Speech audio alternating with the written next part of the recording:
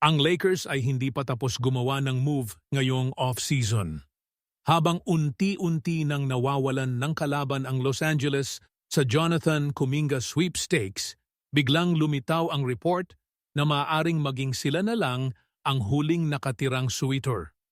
Ayon sa mga insider, isang malaking recruiting move mula sa Cleveland ang nagbukas ng puwang.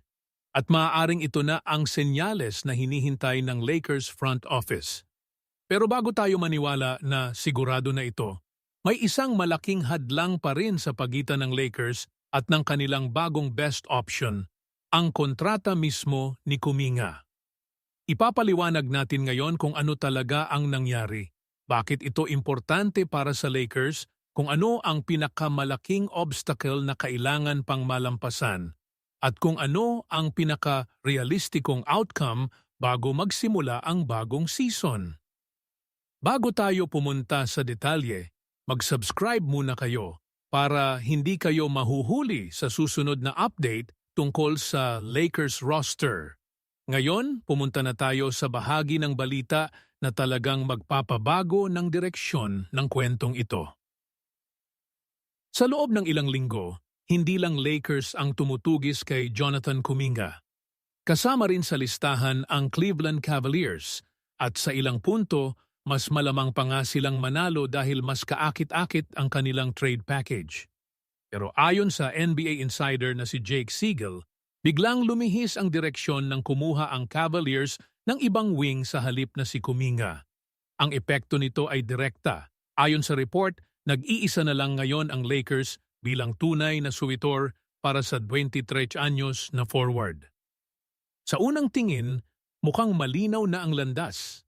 Wala nang kompetisyon, kaya dapat madali na lang para sa Lakers na kumpletuhin ang usapan. Pero ang totoong kwento dito ay hindi lang tungkol sa kakulangan ng ibang suwitor. Ito ay tungkol sa isang mas malalim na tanong. Kahit wala ng kalaban, kaya ba ng Lakers at ni Kuminga na magkasundo sa kontrata? Bago pa man dumati ng ang balitang ito, alam na ng lahat na hindi karaniwang free agency case si Kuminga. Nag-decline ang Atlanta Hawks sa kanyang $24.3 milyong player option, kaya naging unrestricted free agent siya. Simula noon, patuloy na nakadikit ang pangalan niya sa Lakers, lalo na pagkatapos nilang palakasin ang kanilang roster sa pamamagitan ni Walker Kessler, Sandro Mamukelashvili, Quentin Grimes, Kevon Looney, Colin Sexton at Matisse Thybulle. Ang naunang inaasahan, dahil malapit na raw silang magkasundo sa isang sign and trade, madaling makukumpleto ang deal bago pa man magsimula ang bagong season. Ang bagong ebidensya, gayunman, ay nagpapakita na mas komplikado ang sitwasyon kaysa sa inaasahan ng marami. Dito papasok ang tunay na obstacle. Ayon kay Keith Smith, hindi tungkol sa interes ang problema. Tungkol ito sa istruktura ng kontrata. Gusto ng Lakers na mag-alok sa paligid ng $15 hanggang $16 million kada taon. Hangad naman ni Kuminga ang mas malapit sa $20 hanggang $25 million kung magsasign siya ng multi-year na kasunduan. Mas malaki pa rito ang tunay na hamon. Ayon sa NBA rules, kailangang mag-sign ng kahit 3 taon na kontrata si Kuminga kung gagawa sila ng sign and trade.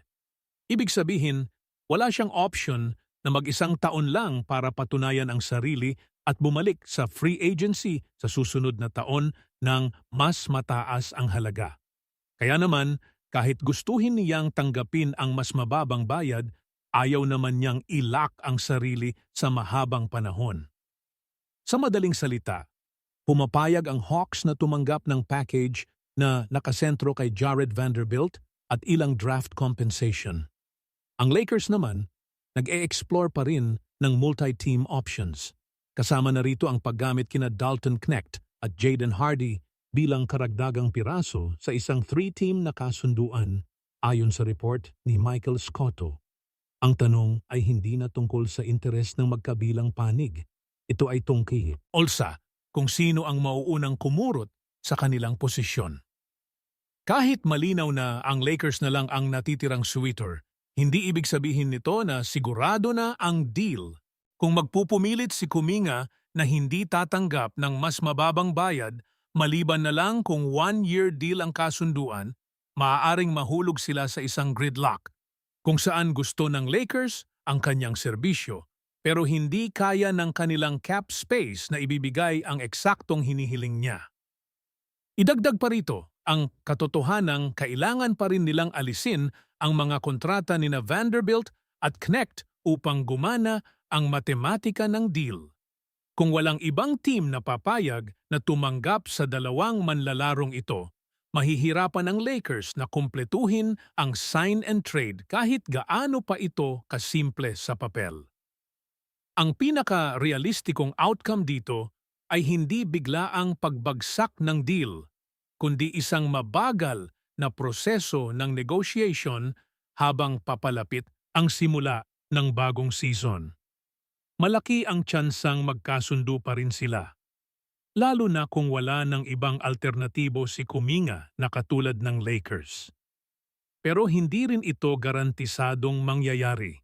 Kung magpupumilit siya sa isang taong kontrata, maaaring kailanganin ng Lakers na tumingin sa ibang option para makumpleto ang kanilang 15-man roster. Sa huli, malaking hakbang ang pagkawala ng Cavaliers bilang kalaban, pero hindi nito nilulutas ang pinakamalaking suliranin sa pagitan ng Lakers at ni Kuminga, ang uri at haba ng kontrata. Nalutas ng development na ito ang issue ng kompetisyon, pero ipinapakita rin nito na ang tunay na hadlang ay hindi kailanman ang ibang koponan. Ito mismo ang usapan sa pagitan nila.